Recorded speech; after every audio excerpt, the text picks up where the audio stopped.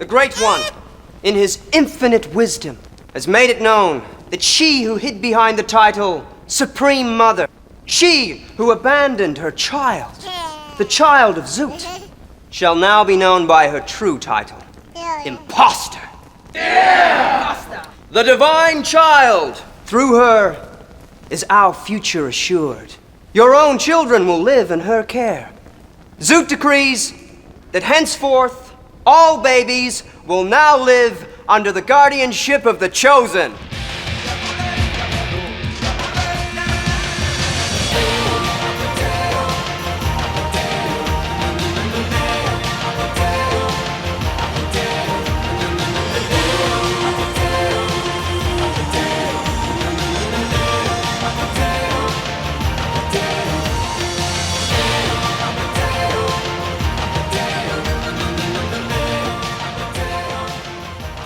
Welcome to Series 3, Episode 18 of Conversations on Eagle Mountain, a podcast about the tribe. I'm your host, Lance, and joining the podcast panel today is Liz. Hello. Sabine. Hi. And Colin. What up? We have episode notes done by Matt and myself. So Series 3, Episode 18, the screenplay was done by Joe Boyle, it was directed by Janet Stubbins, and the episode synopsis were read out by Liz. The Guardian searches for a sign to explain Trudy's escape, while May searches for a missing Brady. KC tries to make use of his position as Zoot's oracle, and Pride runs into trouble. Because gingers have no souls. Fair enough. In this case, sure. In this episode, sure. That even includes Alice. You just have no soul. Oh my god. I need to find that Catherine Tate clip and show it to you. I need that. I mean, I have a ginger husband and child. So. Send your best orators out into the city. Blacken the name of Trudy the Imposter. See to it that her memory is spat upon. Forgive me, Guardian, but she's still the mother of the divine child. Your point? Well, it could look as though the child had been born of bad blood. So yeah, let's focus on that opening scene panel. What did you make of the Guardian's attempts to spin the situation and blacken Trudy's name? As to be expected. So desperate. So desperate. I mean, he can't just go for the, oh yeah, I wanted to kill her, but because I didn't feel that she was worthy and I didn't like her attitude. So he can't just say that someone helped her escape, because that makes him look bad. So yes, he was unworthy and she's evil and an imposter. Yeah, that seems perfectly logical coming from Jaffa. He has a lot of bitter ex energy.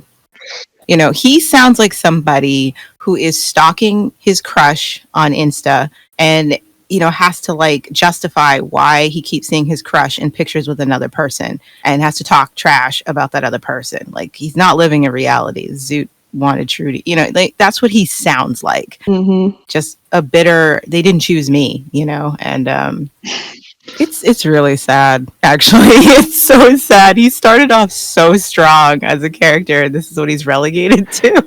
Oh, now you're making me think Jaffa going, Zoot, I would have had your babies if I could. Like, there's a whining to it. Like, but why? Like, I was doing this for him, and she got away. And like, you know what? She wasn't even worthy of it anyway. Okay, like, I would have totally died for Zoot. You know, he's just so whiny and just 14-year-old girl. It's sad. It's so sad. No, you're right. It really is. Cause obviously, I understand they want to take this route, but why did they take this route? Because I think it's for me, it's disappointing because he was such a strong character, such a strong start. Yeah, and to, you know this.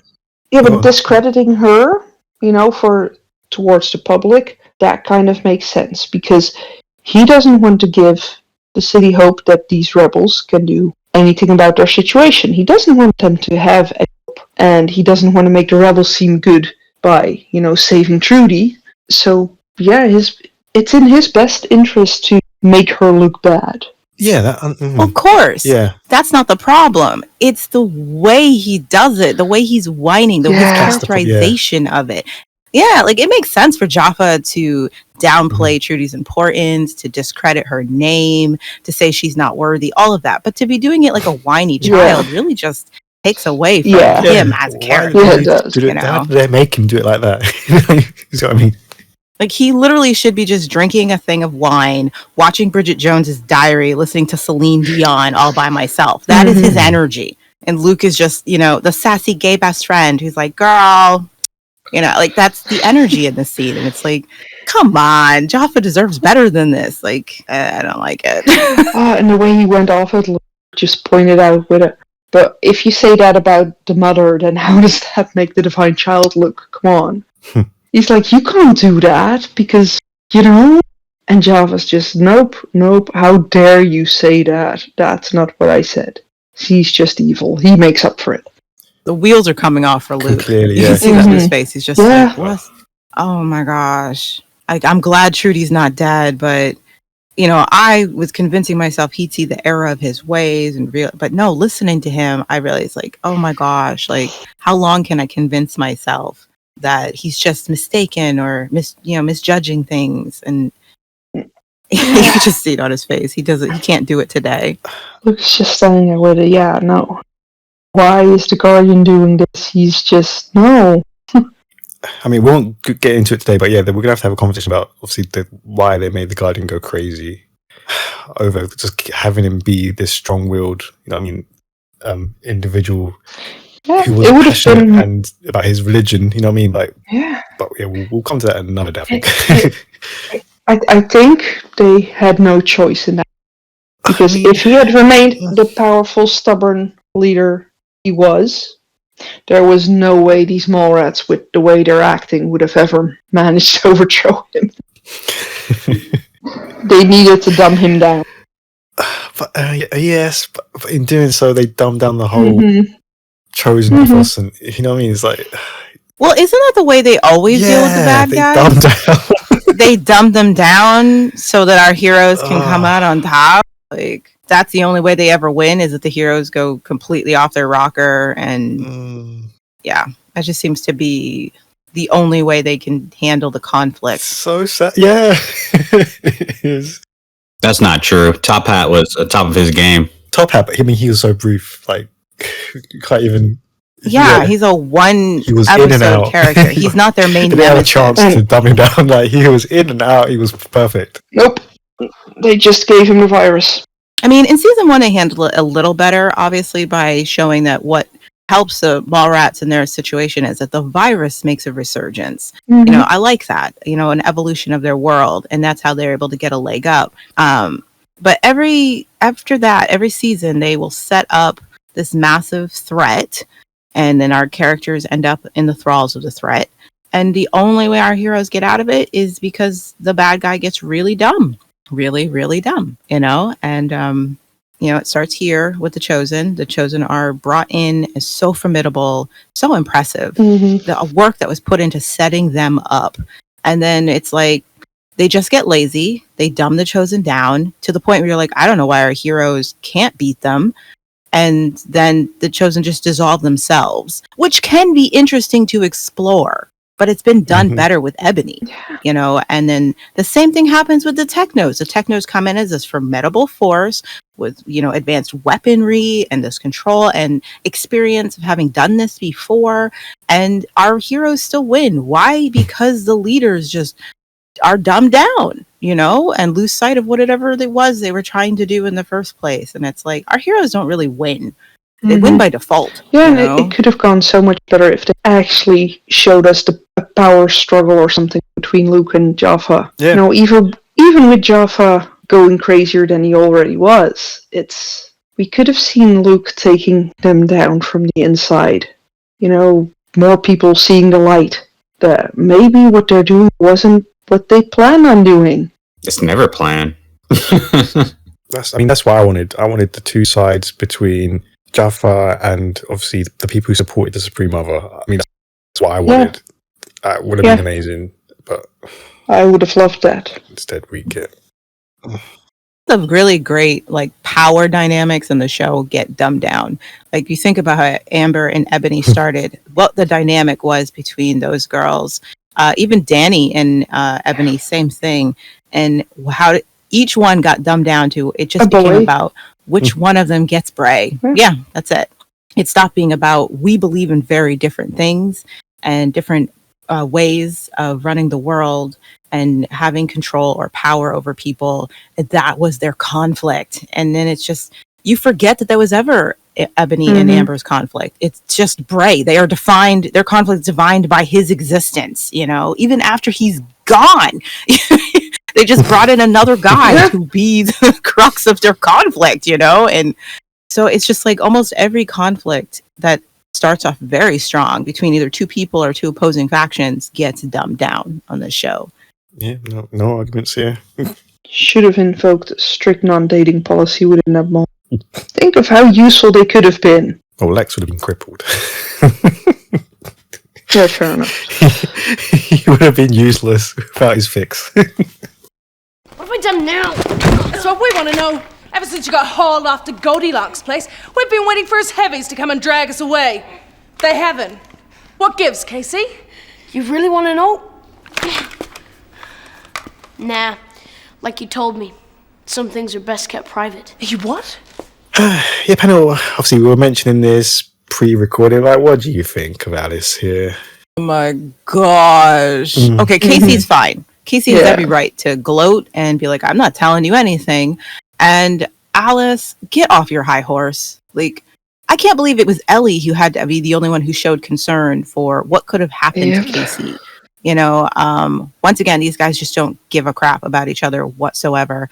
And where is the ounce of gratitude that Casey, one, got you out of this and didn't sell you out, that you're fine because of him? There's not even a moment of humility to like, wow, maybe we can trust you. Like, that, Alice, you don't have a single moment to realize that maybe you were wrong about him. This is so uncalled for and stupid. Instant response is similar to her response back when, you know, she kind of knew Casey was responsible for blowing up Tysan. And she responds similarly in this moment, but at least then it made more sense. Stupid scene, in my opinion. I don't like it. It pisses me off that he's still not getting the respect he deserves. Nobody even says thanks, Casey. You could, you know, even if you thought that he would turn you in, there's not even a sense of like, well, thanks for not turning us in. You know, thank you. Thank you for you handled that well, kid, or whatever. I liked Casey in this though. You guys don't tell me anything, so I don't have to tell you. Yeah, Casey was fine, but the rest of them is. I hate everything about this scene. Why is Tysan presenting slaves lemonade on a tray? What is this? I saw that. I was like, what? What is this scene? Like, the staging in this is gotten so bad. No thought is put behind it like, whatsoever. Why is she serving them like this? It's like, they're slaves. Slaves! Yeah, this is pretty bad. Watching all this made me realize that this storyline has gone on for far too long. And they need to move on from The Chosen. He's giving them lemonade. Not even water, lemonade. Seriously. Lemonade! Oh my god. Wouldn't it have been great if that was like cloudy, dirty water, you know? Yeah. And it's like, oh, this is all I could get, you know, and they drink it and it's like, because like Ellie takes a sip and puts it down like, oh, thank you. I'm not that parched, you know, and this staging is awful. It is so bad. Worse and worse, honestly. The tray. It was the tray for me. Like, I want some lemonade. There is no thought into visually telling the story about their enslavement.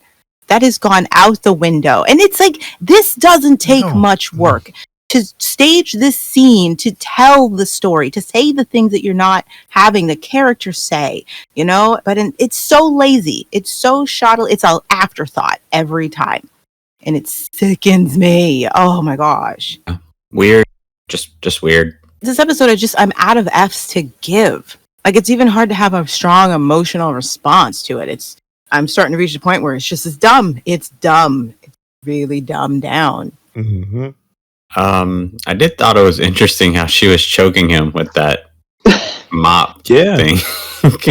Yeah, so she manages to do that to KC, but not to all the useless guards around her.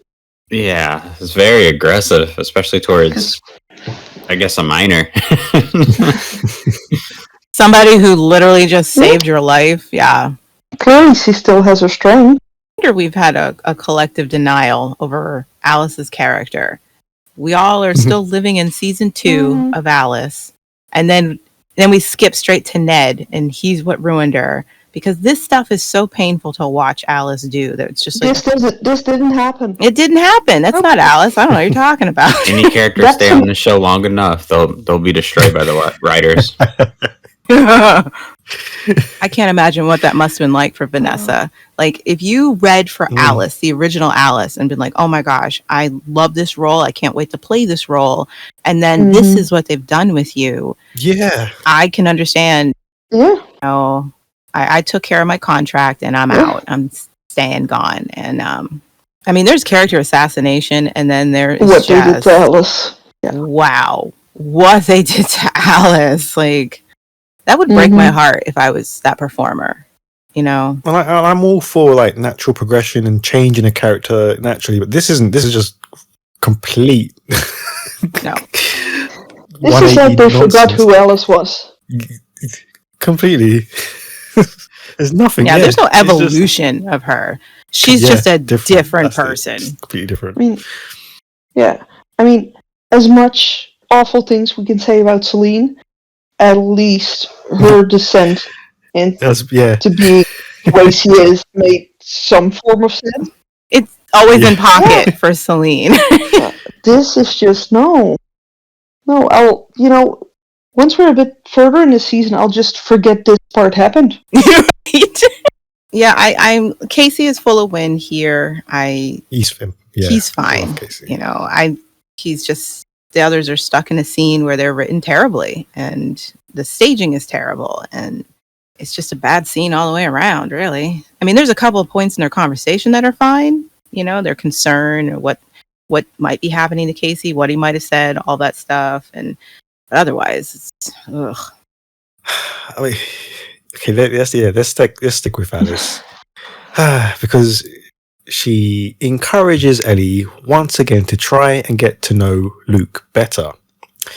Ellie insists that she doesn't agree with this plan, but Alice does force her, and she ends up having an awkward conversation with Luke, which doesn't quite work out how she planned. Yeah, panel, what do you make of Alice forcing Ellie to do this? You guys, we have to quote Josh. We have to quote him.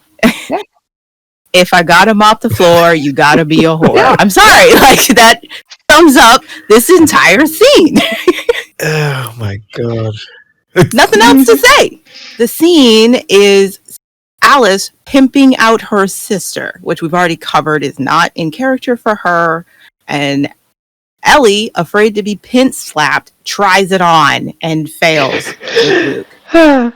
The only thing if I have to find something positive, I will say I do like this slight characterization for Ellie. When Ellie liked Jack, she was very bold in her flirting. She was very playful, teasing. It came natural. It was organic because she was actually attracted to him and his big brain energy. Okay. And when she doesn't want to flirt, when it feels awkward and unwanted and like sex trafficking, you can see that it's just not there. The energy isn't there. Her word choice, her dialogue, none of it flows naturally. So I will say that's actually a nice little touch that Jennifer put in there, because she doesn't want to be flirting with her captive and likely finds his attraction to her creepy, but she's doing this because she loves her sister and is being forced to do this, emotionally manipulated into doing this. She falls on her face.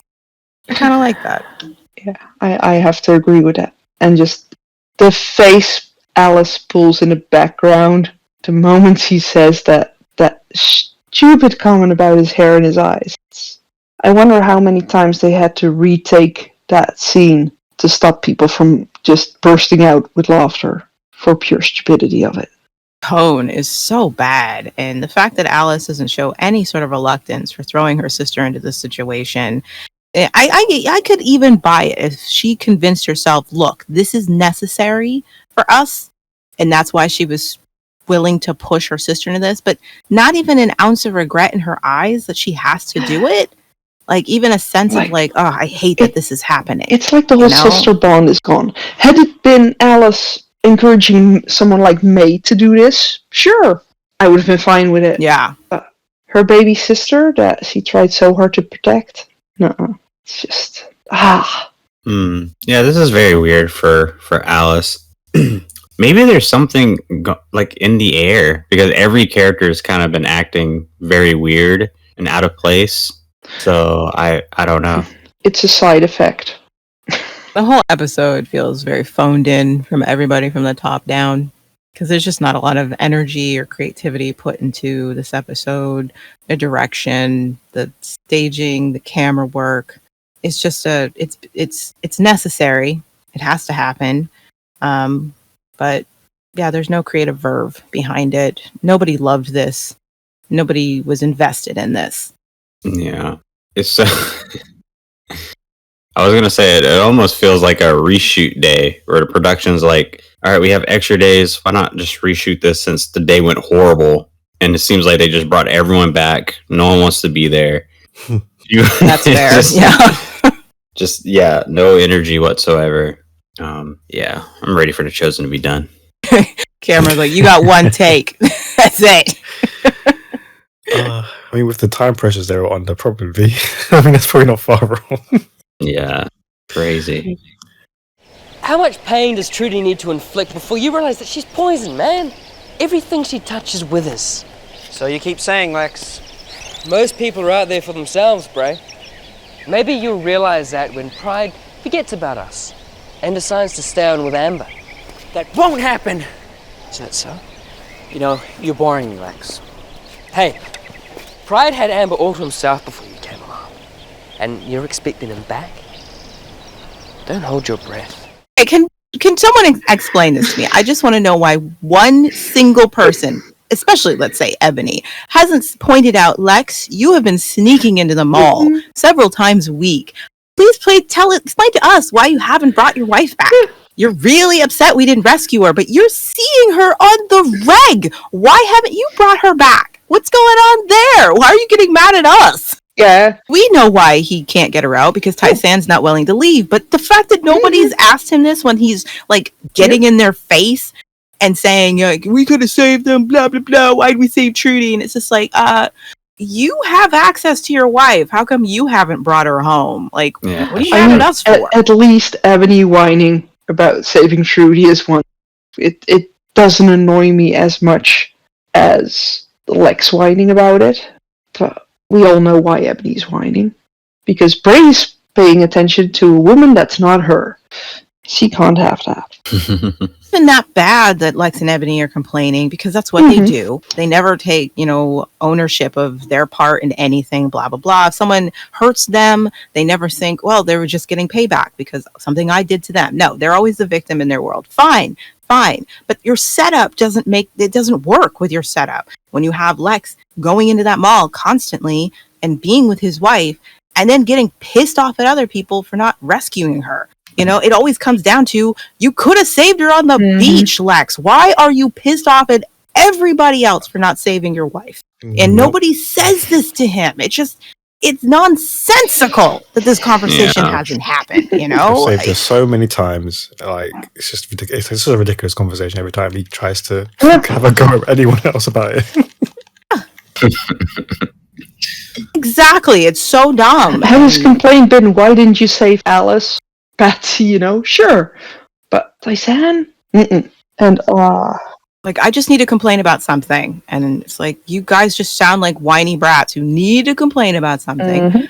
I don't know how I feel about Ebony, like, comforting Bray. I don't know. I don't know what Ebony wants in life anymore. I haven't for a long time. Ebony wants Bray's approval. And, no matter if it's for her as a person or... Today she wants his approval. Until tomorrow she decides to do something horrific to him that he would not approve of, and she'll do it without care. So today she wants it. I'm just like, okay, that's how I am with Ebony right now. This is what Ebony wants today. Fine. Like, that is where I am with her characterization at this point. There's nothing deeper for it. as far as I'm concerned. It's just what the writers have her doing today. And I'm just like, okay, fine. Today she's like, I'm on your side. I'm not mad at you. I'm into Pride, blah, blah, blah. I can't read into it as meaning anything else because eventually she'll prove that she doesn't care about his approval or his feelings or being with him. You know what I mean? Like, I'm just like, okay, today you're being cool to him. Awesome. I'm happy for Bray, I guess. But that comment, me and Pride, we haven't been properly introduced. Seriously, Ebony? That's what you're calling it now? I think this could have actually been a really great moment for Ebony and Bray if they had actually done more with what happened on Eagle Mountain and what she did to him. But because they were really just playing it for the drama and not actual character development, and there isn't any real revelations for Ebony, we can't trust that she actually regrets what she did, because her characterization has been so inconsistent this season. This doesn't matter to me. It doesn't feel like, oh, wow, like they've been building to this and there's no understanding. They haven't built to it. And so it could have been great, I think, them having this moment where they're making peace after everything she put him through. But because of the mess they've done with her character since season 3 started and just the way it was over dramatized what happened, but there was no real delving into the consequences of what happened. I don't care. And it's a shame because I like these characters, but I just don't care. I'm glad she's not giving him grief. That's literally all I care. I'm like, whatever. And that's a shame. To be honest, I will never complain when there is a Ebony and Bray scene. So I accept everything that they want to share. I don't care if it's useless. I don't care if the drama doesn't make any sense. If there is no drama, I accept it all. Fair enough. They're in love. I do like that Bray is having to deal with the fact that he, I wish they did more with this, that his lack of trust in Amber has left him like, maybe I made a mistake. He knew it when he sent Pride with Trudy. He was nervous then, but he was like, it's the right thing to do. It needs to be done, and I have to put this above what I want. And now the reality of that is Pride is overdue, and he does not know if that means Pride decided to hang out with Amber and try to rekindle what they had. And he's left holding the bag, being the fool.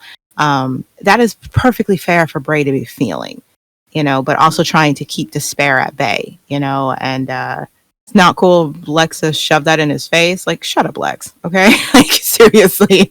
But I do like that there is a consequence to him making that choice and dealing with the reality of that consequence. I wish more came from this, but I do like this moment for Bray because not all good choices come with reward, Yeah.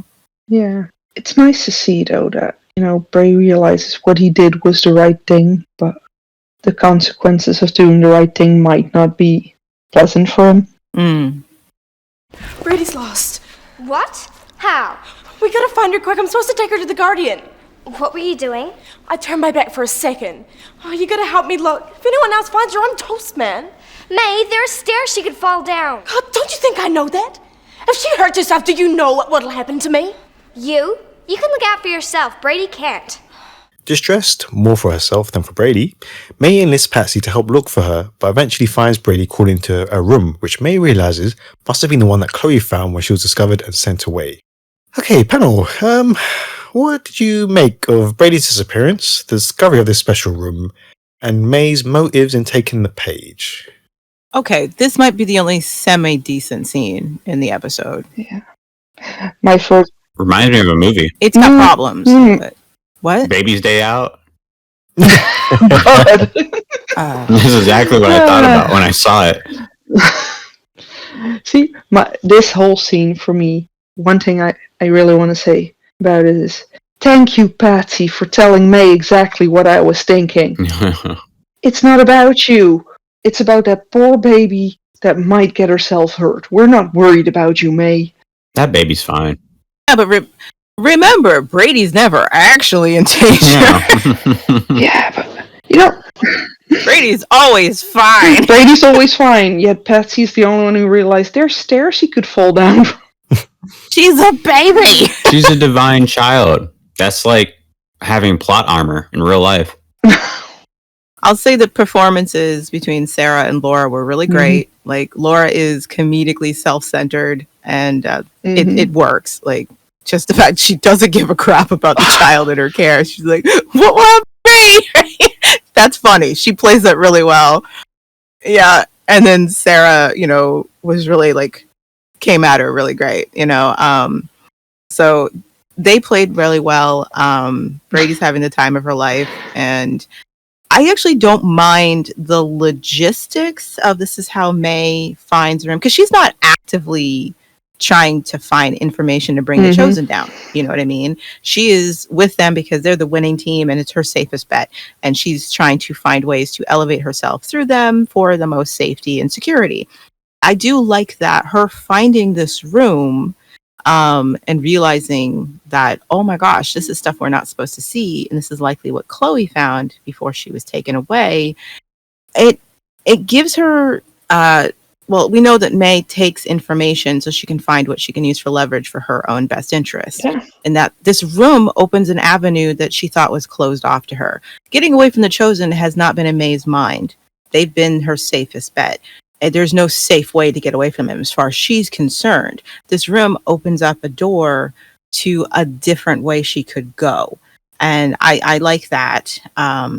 I think that made sense, that she would take information that could be useful to her, bettering her situation. I don't think it's crossed her mind yet that she could spy against them. It's just more like, maybe I can use this for my own benefit. Save it for a rainy day. My only real criticism is that if this room is so off limits that when Chloe was found in it and clearly didn't give a good enough excuse for why she was there, she was shipped off to the mines. How did Brady just crawl into jump it? on you about that. Yeah, I was going to say, if this room is so important, it's not even guarded, it's not even locked, and then when they are found in it, he's just like, and lets them leave. He just shrugs his shoulders. It's like, what? And the whole, you're in a room where you think Chloe was caught before she was sent away.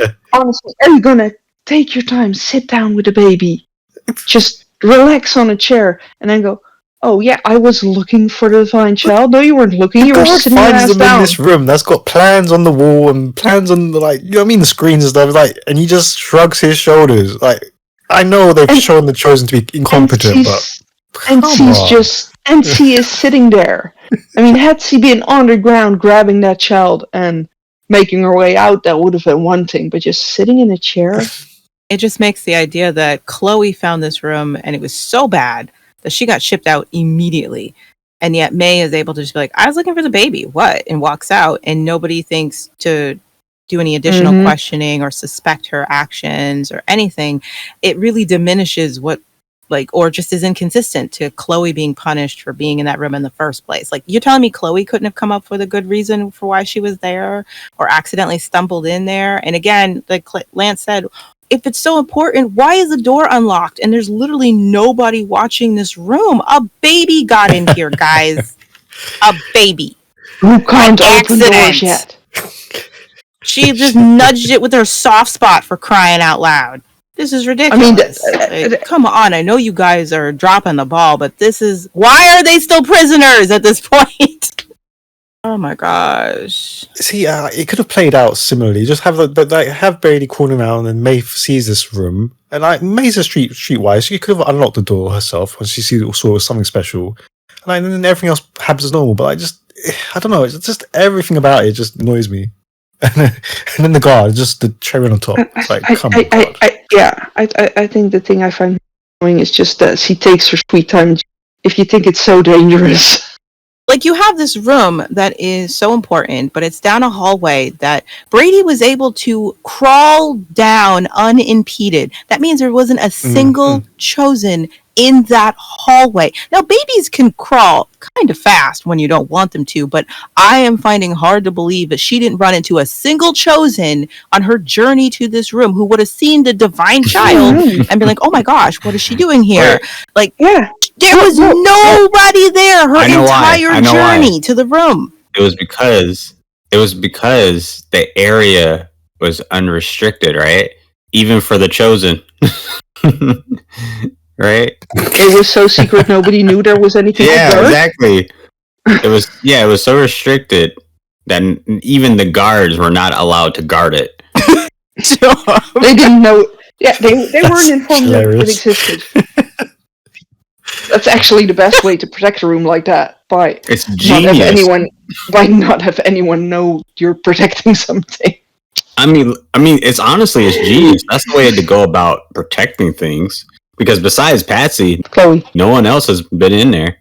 I just think it would have worked better if, like what Lance said, if let's say she's trying to find the baby and she finds Brady at the cusp of this corridor she's never been down, and she can see there's a guard at the end of the door. Maybe your guards going in and out of the room, and she catch sight of the room, and it looks like, what is this room? I've never seen it, never heard of it. There's, I've never even seen this hallway. And she's immediately ordered away, like, what are you doing down this area? And she's like, I was just getting the divine child.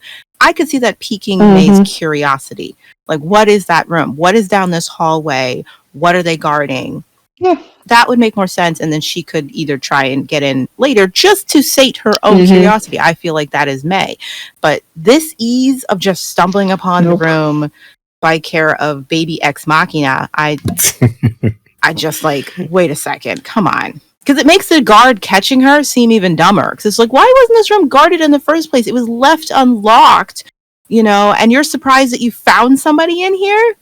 The door being unlocked really gets me. I'm just like, somebody was sent to the mines for being here. A novice, in fact, who could have any excuse for being in this area. I was lost, blah, blah, blah. And she was immediately shipped to the mines. They immediately decided she was spying on them just because she was in there, and the door is left unlocked and nobody's there guarding it. And they just let May walk out with the baby. Like, I was just following the baby and chilling in a chair. Nothing suspicious about this. Been better if he caught her, like if they had caught her leaving the room, but the fact that he finds her just hanging out in the room, that should be suspicious if you've already set up that someone was sent to the mines just for being there. I mean, unless they caught Chloe making photocopies of information in that room, I don't understand why she got shipped to the mines and May was able to just walk out with no further questioning whatsoever. Or it being reported that she had been there. Anything. It's silly. But it might They be do the know only May. good scene Like in she the does episode. have, I would assume, a little bit of like a higher clearance, even though it's still a restricted area. Yes, he is the caretaker of. Nah, it's been deemed an important position, but still, it's a position given to a novice. A novice has been given the care of the divine child. Someone who is not even committed to the chosen has been put in charge of their most precious possession. I mean, honestly, I remember May telling Luke, Patsy sees the child herself. Yeah, Patsy would have done a hell of a lot of a better job at looking after Brady. Chosen structure just no longer makes an ounce of sense to me. No. I get it if it's just somewhere we got some dialogue. They ran out of robes, just anything, but this is so dumb that the novices have as much freedom as they do, and that it's novices taking care of the divine child, not any devoted chosen. It's so ridiculous, this whole setup. And then all you can ask yourself is, why are the Mallrats still trapped here? Yeah. Oh my gosh. And that's the best scene in the episode. That's how bad this episode is. I mean, just to finish it off, did anyone think what May had found was something really exciting and special? No, I didn't. I'm sorry. I was like, oh. No, I didn't. I was like, oh, this is the room where their secrets are. It's lame. It's lame. No, agreed. Like, I honestly don't feel like there's anything in that room that people couldn't have found out another way. That's You know the what I thing, mean? yeah. I was thinking it was going to be something, I don't know. It wasn't what I was expecting. Finding the secret room of chosen secrets. Yeah, of chosen secrets that were, later named logical things that Ebony should have known anyway. Oh, yeah, we'll get to that, yeah. I mean, imagine if what she ended up finding was like Jaffa's diary where he admits that he's a total fraud. You know, I mean, just that would be whoa! Oh my gosh! Imagine if the rest of the Chosen saw this whole thing would come crumbling down.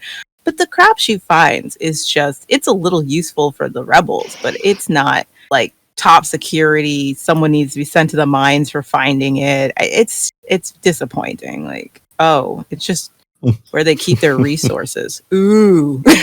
You could follow them and find out where their resources are. Find out information that Jaffa's planning a mass unaliving. That would be, oh my gosh. If the people find out that would, you know what I mean? Just, this is nothing. Yeah. This is small potatoes of information. She found the filing cabinet of a dentist's office. And what would be your interpretation of this, Oracle? How do you mean? The Guardian is asking what you understand from what Zoot said. Well, he likes kids. He wants them to be happy. No. I have it. Gather everyone up. I will deliver the meaning of Zoot's message to all. And you will be by my side when I speak. So yeah, what do you make of Casey's scheming as the Oracle and the end result? I don't care. No, I do care. I like Casey doing this. It's very Casey, you know, and it's very Casey. It's very Casey. What annoyed me is that they had the two kids that he was trying to get food from. They're wearing novice robes, so technically they're part of the Chosen and above him. Yet they're made to serve him food. Why are the novices serving the slaves? I don't care. Because the staging sucks. Full stop. Sense. Nobody thought this through at all.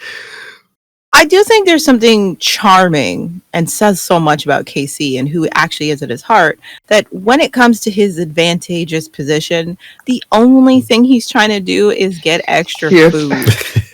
Like that's kind of cute. Like, of course, that's all. Casey doesn't want world domination. He doesn't plan on leaving his friends behind. He's not even trying to elevate himself above his friends. He's hungry. He wants food. And he goes for all children. Yeah. Yep.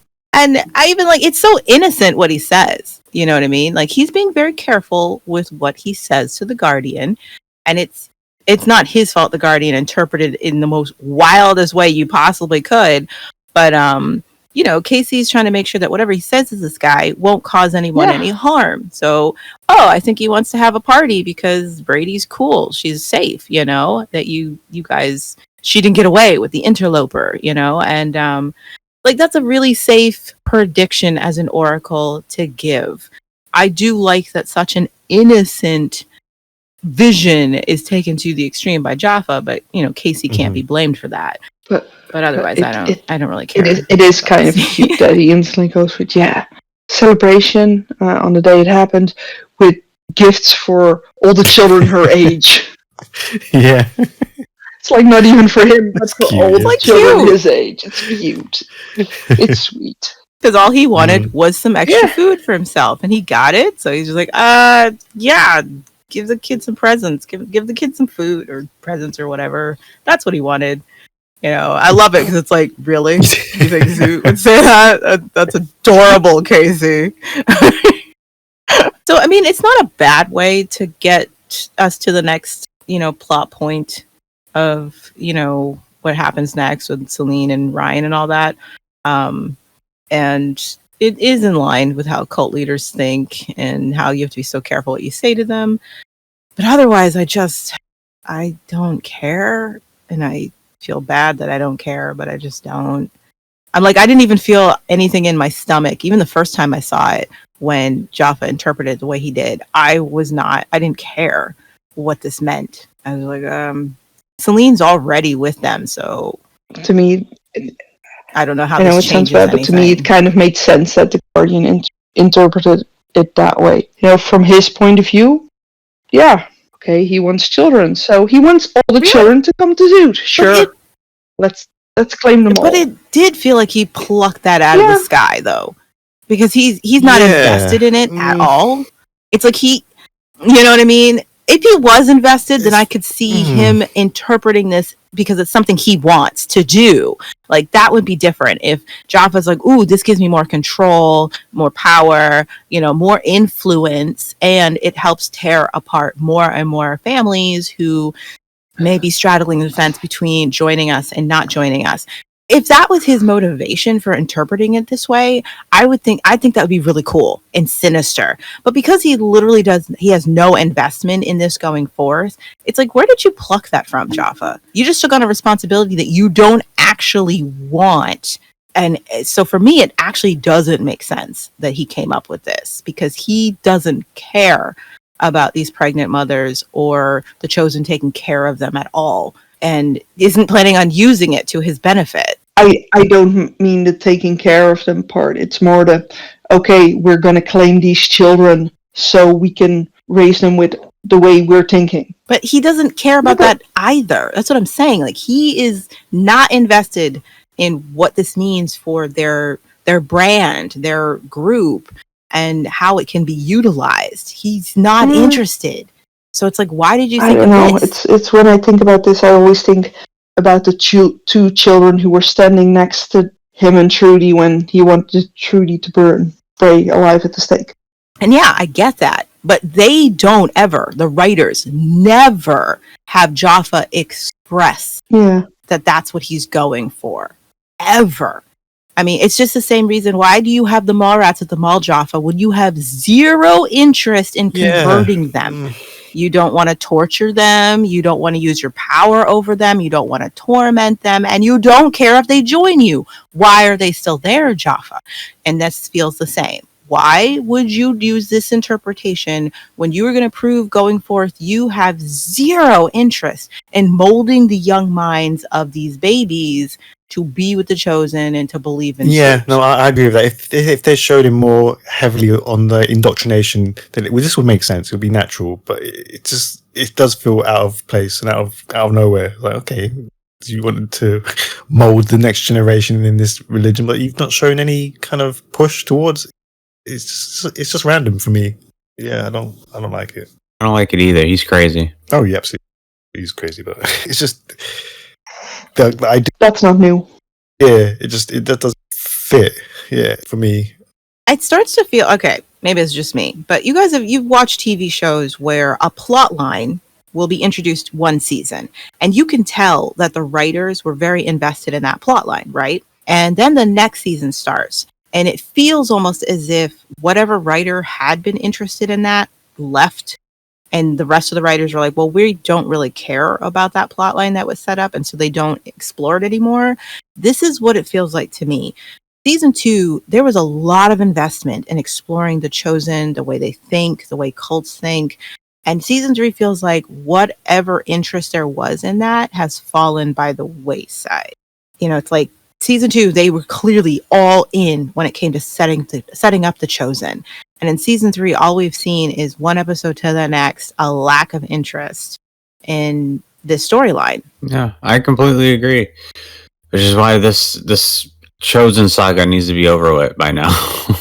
Yeah, by now the Chosen have to be done. And it's a shame, because they were some of the best set up antagonists our heroes have ever, like a threat. There's the way they were set up, the energy, the looming threat of them coming. Jaffa was genuinely terrifying, and the first 3 episodes of season 3, I think they still nailed it. What it would feel like being imprisoned by these people, the loss of hope, being ripped away from your loved ones, the danger you were in. And then it's just like, whoever came up with this idea, the interest left the writing room.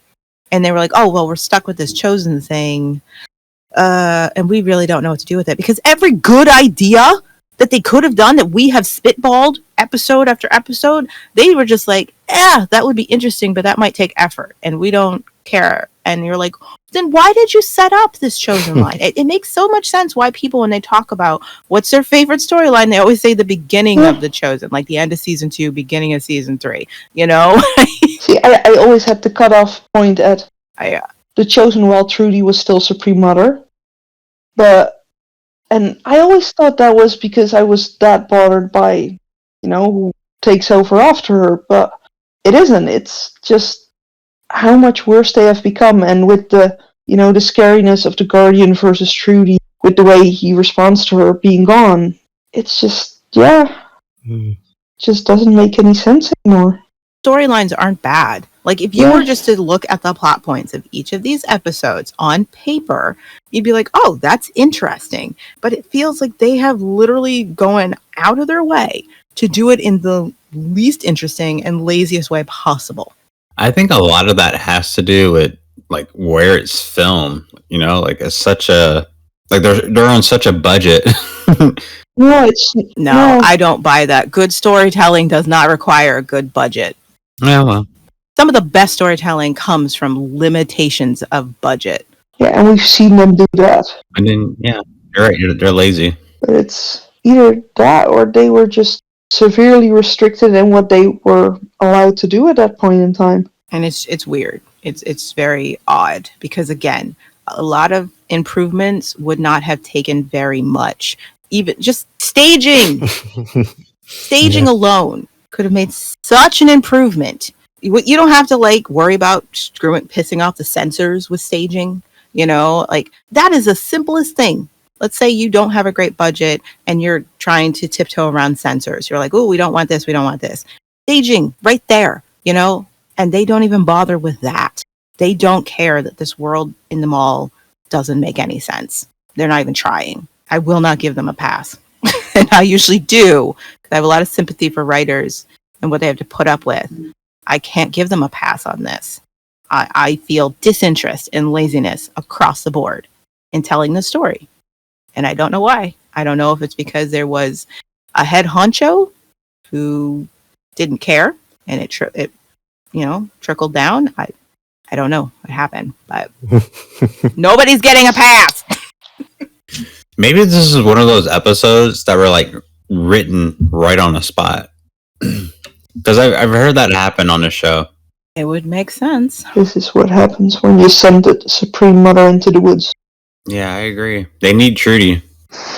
See, even Trudy being sent away could have worked if there had been investment in the storylines that were underneath that one, so that when Trudy had to leave, those storylines could still carry the plot.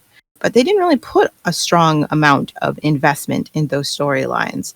And so Trudy's, which was the strongest one, with it gone, there's really nothing propping up this chosen storyline that much, and there could have been, this all could have been really good, but I don't really feel an interest in it, in telling the story anymore.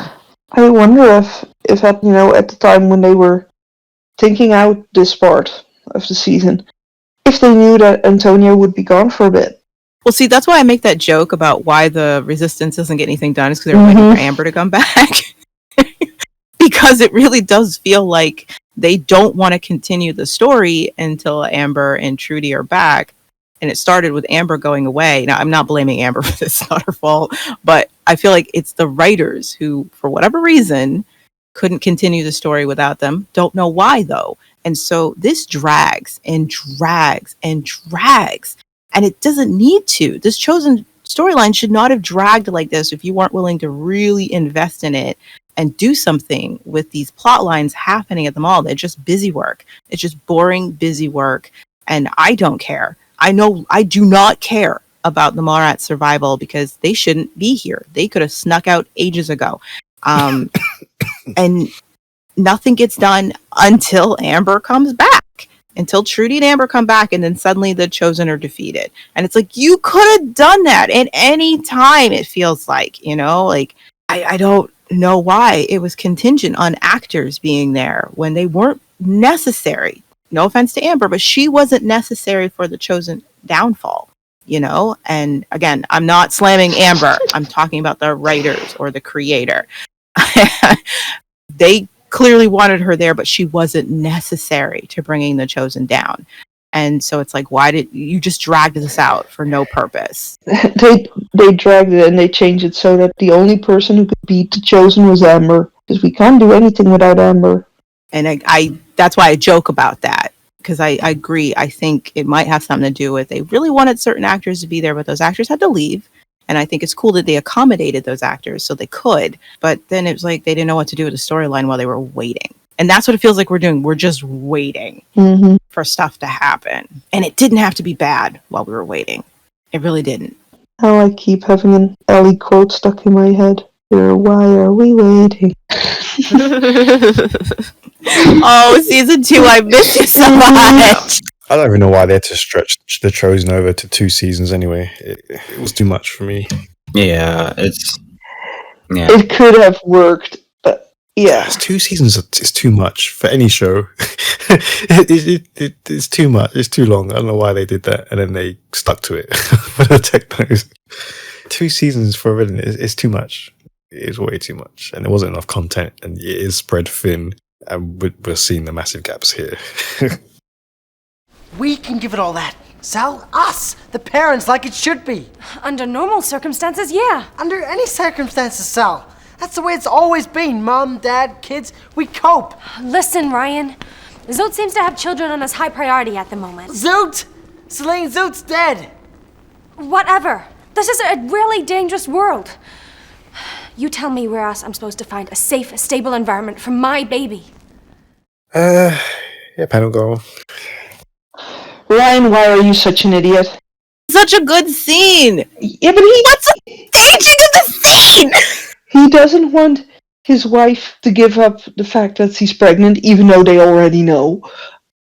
Even he's shouting it at the top of his lungs. Hey, you go shout it, Ryan. Are you fucking daft? Freaking daft. It's Once again staging. Yep. It's who What a put great this scene staging together? scene. Let's talk about it. Yeah, let's talk about Ryan shouting at the top of his lungs. Don't do it, Celine. No. Don't do it, Celine. Don't tell them you're pregnant. Don't tell them, Celine. Yeah. And it's like they just asked which women are which child, and he shouts, "Celine, don't tell them you are." Seriously, I mean, I know they tried to make Ryan look stupid in the past, but in this scene, they manage. Let's really shout and fight about this where anyone can hear us. Keep it secret. Keep What it is secret, happening? Celine. Keep it secret. You've already told all of them because, that's why you got extra food, but keep it secret, honey. I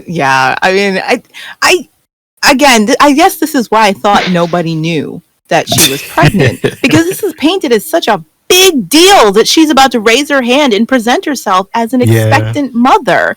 And it's like, they already know. Maybe the Guardian doesn't personally know, but he'll prove he doesn't care either way. Like, Luke knows. The Chosen that need to know knows. So that's why she's able to get extra food whenever she wants to. Is why she's given the privileges she's given. Less work. And less work. You know what I mean? Like, come on. It's not that big of a deal that she's presenting herself to Jaffa. Like, it doesn't matter that she's doing this, but they're trying to paint it like it's a big deal. And that's why I forgot that they knew she was pregnant. I was like, oh, nobody knows. But no, everybody knows. Like, yeah, I can't even blame, and I want to, because it's Celine. But I don't blame her either. Like, what's the difference? Everybody already knows I'm pregnant. What was he gonna do? Pretend he's not, and then deal with the fact that she just publicly lied about being pregnant. So either they will continue thinking she isn't pregnant and put her back on work duty and make her pregnant life harder, or she has to admit that she didn't confess she's pregnant when the Guardian asked it of her. Yeah, I agree. I will agree with you there, because it's like, what was Celine actually supposed to do? She's already told Luke she's pregnant and used that as an excuse, her reasons for the things she's doing. And he has already granted her favors for it. Trudy already knew. Trudy had to inform some people she was pregnant so they would understand why Celine has been taken off certain work duties. So, like, she can't back out of that now without risking herself getting into massive trouble. Like, you lied to us about being with child to get off easy. You know what I mean? Like, she can't not present herself as pregnant without some massive consequence coming her way. So, yeah, like, I don't really blame her for saying, yeah, sure, I've already told you guys I'm pregnant, Especially if you think it'll get your child the care the child needs. And the apocalypse prenatal care is, a priority. So this could have been a great scene. This really could have. Brian's despair, his sense that this is it, like, he's lost her, it could have been great, but him screaming at the top of his lungs something that he doesn't want people to know, doesn't help. I don't even know why the people who are there are there. If slaves are supposed to be seeing this, why are the Mallrats the only slaves present? Why are the slaves there in the first place? He's not offering this to the slaves. So I don't get the scene. I don't get anything about it. I don't. Because all we see are other novices. Hey, the Mallrats we happen to live here. And you guys are using our living room for your meetings. But there's a couple of other novices in this scene. Like, you see another highly pregnant chick. I thought all the chosen members the chosen children would be members of the chosen anyway. Like, I mean, it doesn't even make sense. You see what I mean? And if you're gonna have slaves here, why are the Mallrats the only slaves we see? I don't know why they're even at the meeting. Because it looks like everyone else are novices. Which I'm cool with novices being there. Yeah. I'm saying, like, if you're going to say that the Mallrats are there, then you're saying that they wanted slaves to also hear this announcement. So why aren't there other slaves been brought in to hear this announcement? And it's just like, they shouldn't even be there. They should have found out after the fact. I think that would have been more effective if Ryan found out after the fact that Selene presented herself as pregnant to the Guardian and hadn't been there and hadn't been able to see and hadn't been able to basically shout his secrets to everyone. Even though they weren't secrets. My gosh. They weren't secrets, Ryan. I hate the staging in this so much. Dumb. And it could have been good. It could have been really powerful. But let me find something positive to say. I actually do like some of the conversation that Ryan and Selene are having, which I think if there'd been a little bit more focus on this as their conflict with the Chosen, it would have been far more intriguing and heart-wrenching. Because Selene has a great reason for joining the Chosen. I have never blamed her for joining them. And Ryan has a good reason for not wanting her to. Okay. And his fear, all of the things they're feeling are completely valid if you ignore the fact that their relationship was already up in smoke before any of this started, And so when, Selene is saying, dude, this guarantees our child is going to get the best care. And that matters to me. And I hate to break your heart, but it's the only thing that matters to me, buddy. I'm the one carrying this life. And for Ryan to be focused on, no, it should be us, the parents. We're the ones who are supposed to present this child with a safe life. We're the ones who are supposed to take care of this baby. That's a good argument. I wish more of their conflict had been about that, and instead of the fact that, Selene broke Ryan's trust a long time ago and she doesn't even love him. You know what I mean? Like, I just think that could have been really solid. But this isn't the place for them to have the conversation, even though it's not a bad one. It could have been a much more gray area because the narrative basically just sets it up as Selene is wrong to be doing this, even though it's the one time Selene isn't wrong, in my opinion. And it actually brings into question some of Ryan's motivations. But again, we have their past. So we already have deemed Selene as the bad guy in this marriage fairly.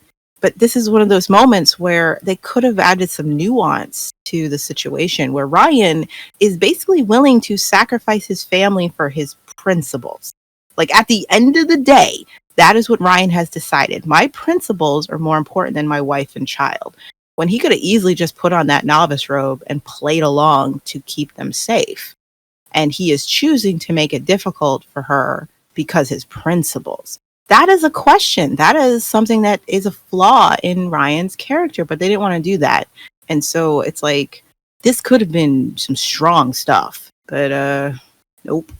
Scene just ends up being kind of silly. Yeah, I completely agree. It makes me agree with Selene once. I don't think the writers wanted it either. That's why they don't explore it. That's how I personally feel. Like, I'm just bored of this whole Ryan Selene situation. Yeah, at the end of the day, it's just like, who cares? It's been going on for too long now. Just end it. Agreed. Yeah. This isn't really a revelation. You know what I mean? Selene didn't really have any choices left but to cooperate. Yeah, it's like the only one of the Chosen who didn't know Celine was pregnant was Jaffa, and he cares the least about it. So this isn't that big of a deal. It really isn't. But you know what also just kind of annoys me about this part of the Chosen storyline? And maybe it's petty, and it may not even be fair, but it annoys me so much that all this emphasis is put on whether Celine is going to join them to protect her baby, and Ryan being like, no, don't do that. Our principles are more important, and blah, blah, blah. And it's like, dude, the Chosen are defeated even before Celine would have started showing. You know, if you guys had just waited 3 months, this whole thing would have blown over. And that really just detracts from it all. Right? Because it's made to be such a big deal that Celine is dedicating their child to the Chosen. It's like, dude, the Chosen don't even make it. Like, Right. if she hadn't, you know, unfortunately lost the baby, she still wouldn't have even been showing when they fell apart. This could have been a blip on she and Ryan's relationship. There are worse things that she's done in this relationship. So some of the drama of, you know, characters of the Chosen just feel like you guys could have just played along and had your freedom within like a week. So silly. Seriously, I just think about like, I don't know what the Mallrats are holding on to. I really don't know what these guys are holding on to that they weren't willing to pretend to go along with this so they can just get out. Like, I don't get why that has never been an option for any of them. I don't understand. And even the ones who are playing along still haven't left. Like, Like, why did Patsy return? Because she loves her friends and she's trying to help them. I'll give Patsy a pass. But her friends could have just... This wouldn't even be an issue if her friends had just decided to play along and then be like, okay, we all have these novice robes. We can come and go as we please, because clearly that's what the novices do. Let's just walk out. We just leave at any time. I keep thinking of the stupid sewer entrance. Can you imagine if Alice had become a novice and she would rally the troops from within the novices to get everyone out? Even the non-Mallrat ones. It'd be different if there was more emphasis on the slaves, our Mallrat slaves, on their goal being to defeat the Chosen, to take the Chosen down. But that's not what they talk about. They talk about wanting their freedom and wanting the Chosen out of their mall and wanting to get away. They never talk about, we need to defeat the Chosen because they're terrible people. We need to take our city back. Then you might be able to maybe understand why they're here dealing with this, but they don't. So it makes no sense that they're still here fighting this instead of taking whatever avenue to get some freedom and get away. I actually think the only person that would have cared about, you know, leaving the mall and leaving Brady behind in it would have been Patsy. I mean, even when they were making newsletters to try and rally people against the Chosen, we saw how stupid that was set up. They weren't even trying to get in contact with anybody. Like, just get out. Why are you here? What are you actually fighting for? Do you know?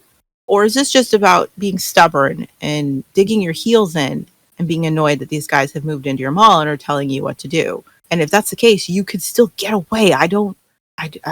Character motivations are just slim pickings here.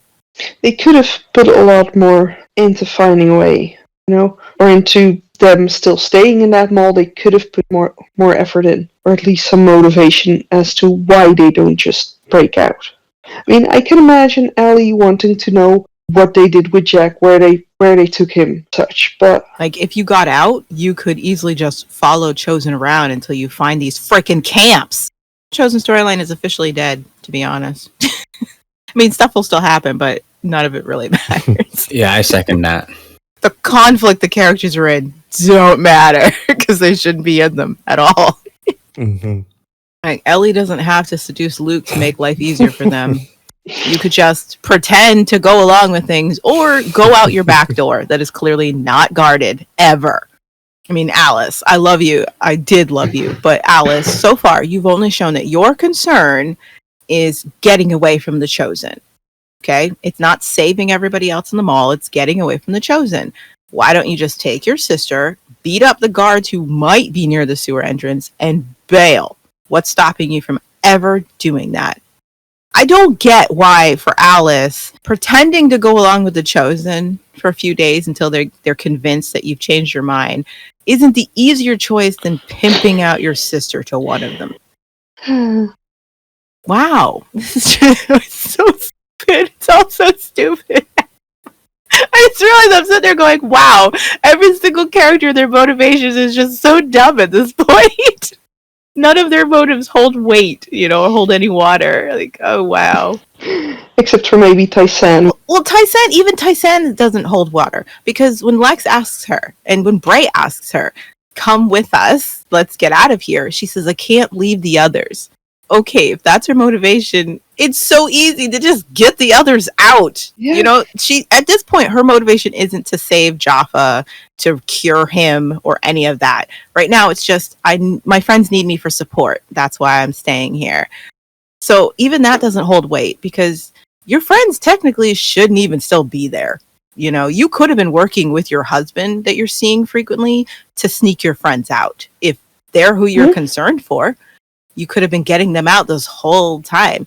You guys could just pretend to go along with this if your motivation.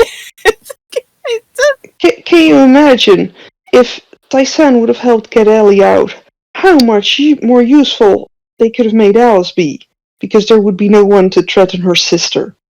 Oh, in the beginning, I understand why they weren't willing to immediately bend to the Chosen. I get it. But now it doesn't make any sense that you aren't willing to just play along to get your freedom, to get out. That brings us to our final thoughts of the episode. Andy, this is Telly. Let me see. I can tell you which ones are safe. Good work, you two! Like Ned said, easy as pie. What was it Ned said? Easy as pie, Ned. So yeah, panel, what do you make of the introduction of Ned, Tally, and Andy? Okay, I'll be fair. Try to be fair. I liked the fact that two little children, and with the kind of guy that Pride is, he would want to help those children, make sure they don't poison themselves, He has the knowledge, he'd be willing to help them. I get that. These children being evil little monsters, yeah, well, with a sibling like Ned, I get that too. But, it's too easy. I mean, Pride can hear normally could hear the smallest twig snap from a mile away, and he could not hear what was coming? How? Yeah, his lack of situational awareness is comical. That's weird. Come on. The way they set Pride up, none of this actually makes that much sense. Aside from him wanting to help the kids, that's the only part of this makes sense. Everything else is like, wait a minute. You didn't notice that the children had just wandered off immediately? You didn't hear that? You didn't see that at peripheral vision? Somehow they got their brother, who had to climb the tree behind you with his net. You noticed none of that? Because there'd be no reason for the kids to wander off if Ned was already in the tree with his net. If he was already there, just lying in wait, the kids could have just sat there and waited for the brother to drop the net. They literally left because they had to go get Ned. It's none of this. The fact that Pride is caught in this way doesn't make sense. But the first time I saw it, I was willing to give it a little credit because I didn't know who Ned was. Who knows? He might be a super capable guy. Who knows? This is what he does. But we get to know Ned, and we know he's not a super capable guy. So the fact that he caught Pride is an insult. But yeah. I did kind of like the introduction. Just, they seem so innocent. I gotta say, I do love Tally and Andy in general. I love the twins, and I love the actors who play them. I like the costuming. There's just something very, like I said earlier, something a little bit Irishy about it, and with the whole redhead theme going on. It's cute. I like their costumes. Hansel and Gretel. I can't help it. Yeah, and I And I do like the setup of an older sibling caring for their very young siblings, and we'll learn that this is his only way of teaching them how to survive in this world. Yeah. I do like that. But all I keep thinking is, Pride, seriously? After everything we've seen from you, this is how you got caught? I mean, it's nice to know. Like, I do like the insight that, well, meanwhile, Bryce thinking, he's overdue. He's not coming back. He chose to stay with Amber. And I don't know what that means for our relationship. And to see that, no, Pride is honorable. He is coming back. He did the right thing. He wants Amber to be happy and has accepted. Bray makes her happy. He's coming back to help with this rebellion. That's nice. That's a nice character beat for him. And he wants to help little children, which, he's a good guy. Yeah, it's cute. And he's a good guy. And now he's a stupid guy. He's a caught guy. If Ned was proven to be more capable, then the scene would be stronger. But because of what we know comes after, it makes it weak in retrospect. Because this scene really had me wondering, okay, that guy, so he managed to caught Pride. It makes you wonder what a great slave catcher Ned has to be in order to trap Pride out of everyone. And it's been a while since we've dealt with anybody on the outside who this is what they practice. This is how they get by. And I do like the nod to like forest bandits, and being in your carriage and being held up, on the road. It's just not safe to travel the roads because there's always people out there tricking you so they can rob you, stuff like that. I like that. It's just a shame because we know what Ned will be. But if we don't... So it's not like, ooh, a new character. It's like, oh no, a new character. It's Ned. It's Ned. Which is such a shame because I do like this actor. At first I was like, ooh, more redheads, That was my first instinctive reaction to this. Ooh, more redheads. Oh, they instantly make them evil. They just had to. And it's the one interesting camera shot we get in the whole episode. That shot of Ned jumping out of the tree is pretty cool. I like that. What does Ned say? Easy as pie. Try it. Easy as pie. Easy as Use that pie. now. I mean, I'm not gonna lie. Well, I think I'm gonna be fair. I'm gonna try and be fair, but in the future. But I kind of knew from the start what was gonna happen with these characters, and I didn't like it. It's like we didn't need this right now. It's been such a nice injection of fresh blood and added more to the lore of people being still enslaved by the Chosen. But like everything else, it's done in the lazy way and doesn't actually matter and doesn't actually make any sense at the end of the day. I also wonder why they picked such an older actor to play Ned. Like, I understand why they picked an older actor to play Jaffa. Why did they pick a character this old to play Ned?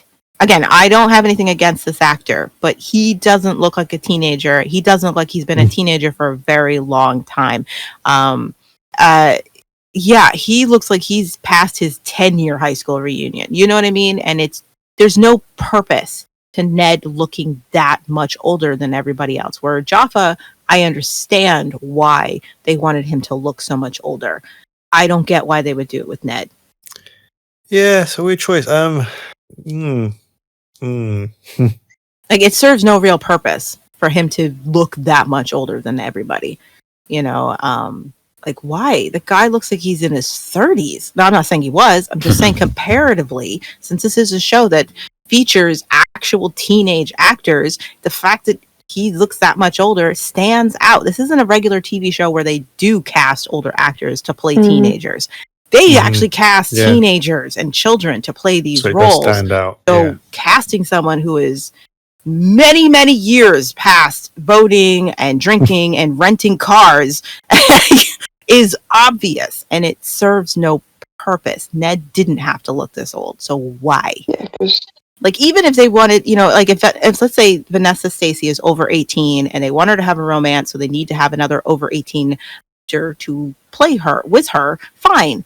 Why pick one who literally looks 20 years older So I don't get it. I don't understand why they went this direction. And again, no hate towards the actor. I love you. I think you're great.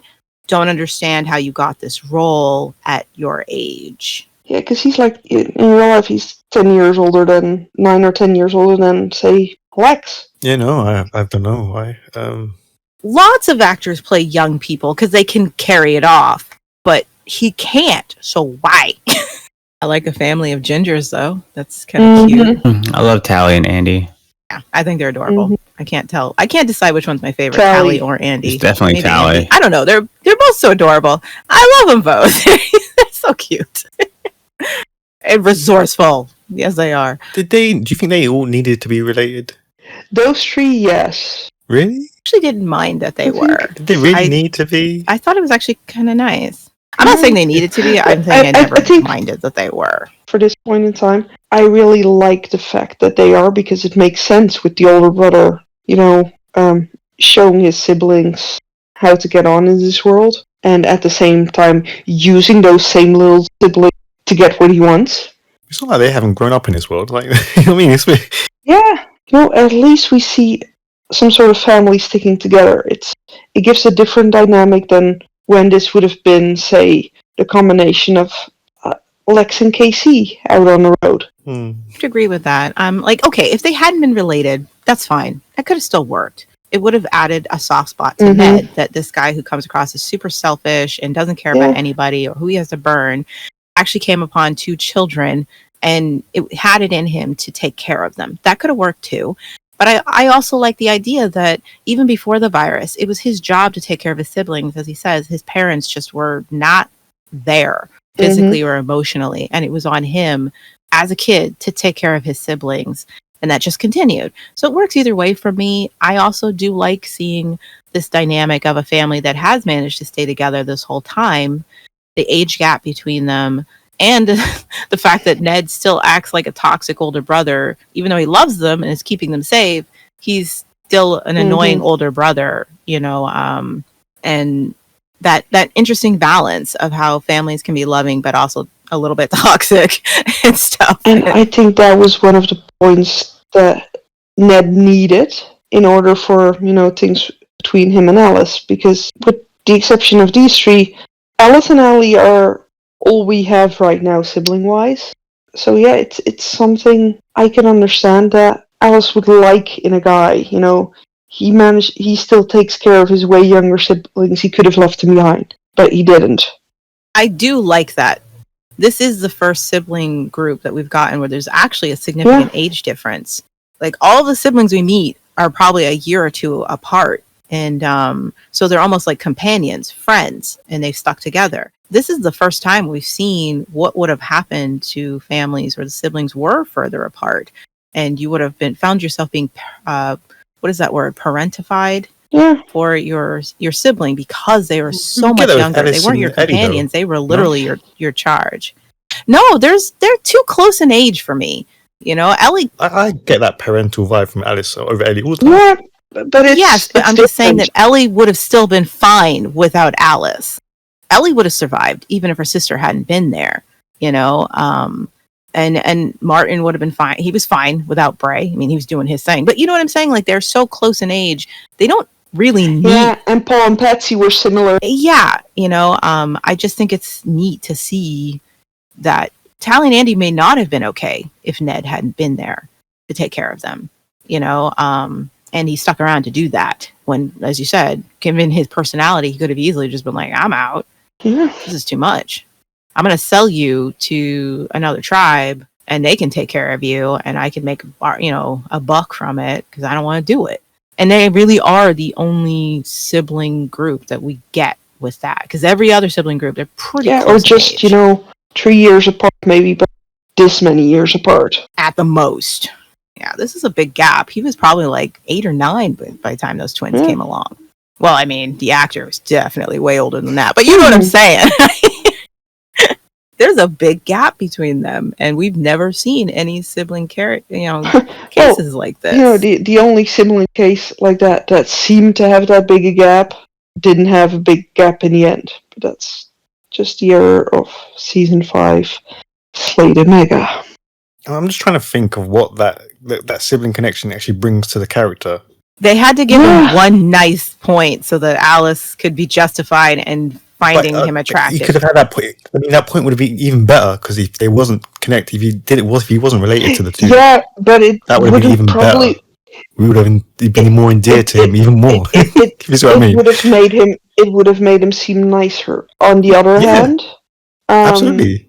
On the other hand, it explains why these twins stuck by him, but you could still have had the older person looking after the younger. You know what I mean? It didn't need to be. It didn't need to be siblings. No, but they didn't have to be siblings. That's why I said it works if they weren't. I don't mind that they are. It's nice that they are. Like, it doesn't bother me. It's like, okay, that's cool that they're siblings, but I don't think it's necessary. Attitude-wise, behavior-wise, I wouldn't have bought it if, with Wally later seeing Ned, I wouldn't have bought it if they weren't his siblings. It would have been less believable with the way Ned acts. I disagree. I think in some ways their being siblings does add to the strange dynamic they all have, because it tells me that this dynamic was formed long before the virus. Mm-hmm.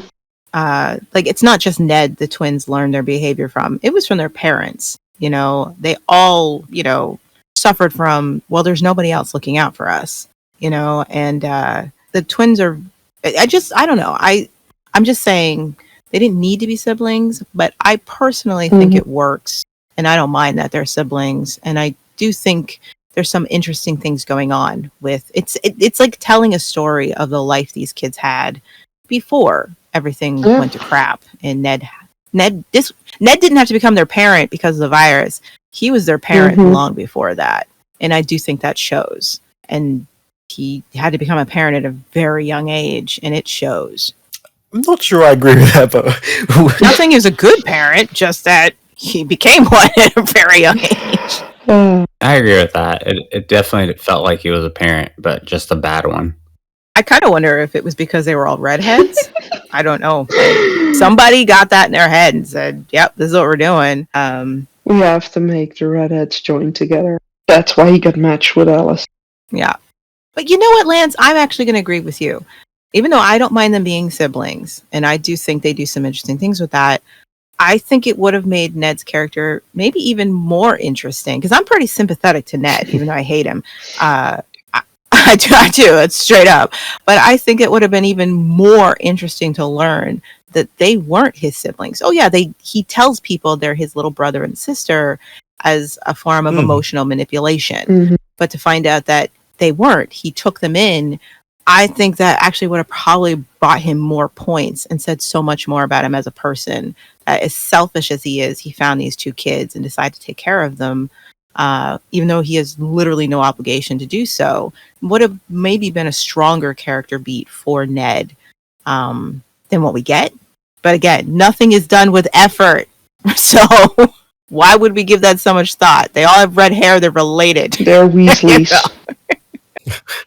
That's it. Maybe this rewatch will change my mind on the sibling situation, but yeah, just the immediate memories was like, oh.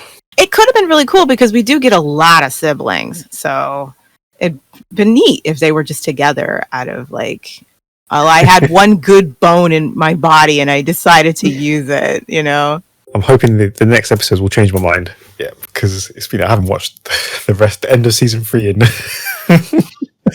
don't get your hopes up. I may be empathetic to him, but I can't. There's not that much I can do, Lance. Don't put that kind of pressure on me. Oh God, am I going to have to defend Ned from? Not on your own. I'll be there, but just I'm saying this. He doesn't give me a ton to work with. Just the hair color.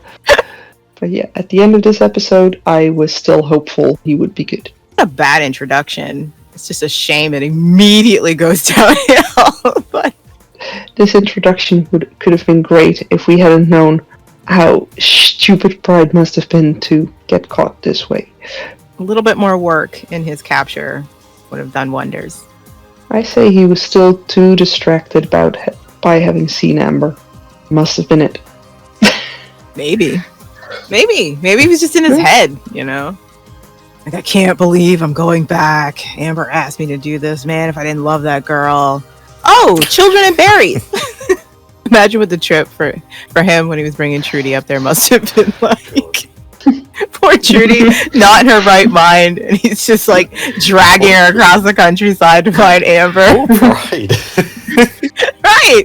That probably wasn't the best trip, you know? Oh, I can imagine. How many times did she be like, change your mind, I need to go back to Brady, and he has to like, can you imagine him tying her up when they bunker down for the night?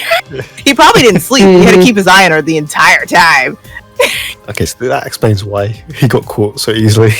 He was exhausted mentally and physically. God, I've had the worst 2 days of my life. Like, just having him look tired would have explained a lot, but you know what I mean? See, once again, you guys, it comes down to staging. Yeah. The staging could have told the story, and then we would have totally bought him being caught by Ned. Absolutely. With no effort. It would have taken no effort. Just to show him just wiping his eyes, he's tired as he's walking back. It's a simple thing that would have said so much. You know, just change up your performance when you come upon these children. Of course you're going to help them, but it's just one more thing you have to deal with right now. And yeah, him being caught would have suddenly made a ton of sense. He was just caught off his game.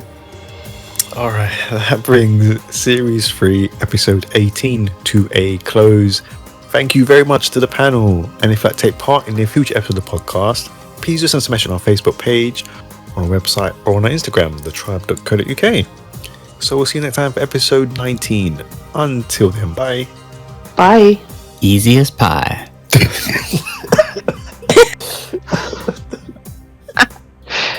I need to say anything to that. That was great.